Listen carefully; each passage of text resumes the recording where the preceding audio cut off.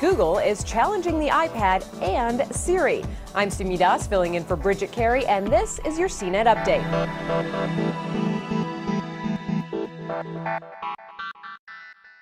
While CNET's New York office works to get power back after the storm, we're bringing you today's tech news rundown from our San Francisco office.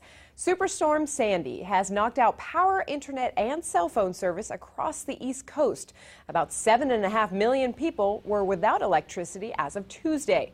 Google planned to announce new Nexus tablets and a smartphone in New York, but due to the storm, the devices were introduced online. Google's Nexus 10 will go head-to-head with the iPad.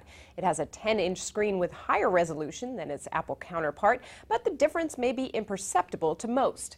The Nexus 10 is cheaper than the iPad, running $400 for the 16-gig version. Google will sell a $500 32-gig version too. The tablet hits the Google Play Store on November 13th. There are also new versions of the 7-inch Nexus 7.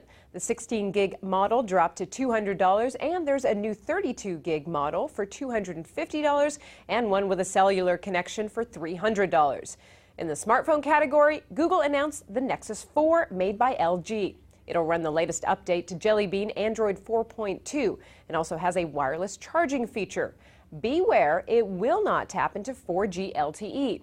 The Nexus 4 goes on sale November 13th. It comes unlocked with a starting price of $200 for an 8-gig version, but it can be bought with a T-Mobile contract. All these new devices will have the updated Jelly Bean system, which among other upgrades has improved voice search. Google has also made this feature available in the Google Search app for iOS, and it's proving to be a much faster alternative to Siri, going so far as to transcribe queries as users speak. Google hasn't given its voice search a name, but users can either ask the voice assistant questions or just rattle off words that they would normally type into Google's search box. Moving on to Windows now, Microsoft says it's sold 4 million copies of Windows 8 since Friday's launch. Windows 7 users can download and upgrade for $40. The Windows 8 App Store has about 5,000 programs for U.S. customers. Check out CNET for a list of the top 12 Windows Store apps. Not many dedicated social media apps, but there is FlipToast, which pulls in Facebook, Twitter, LinkedIn, and Instagram feeds into one place.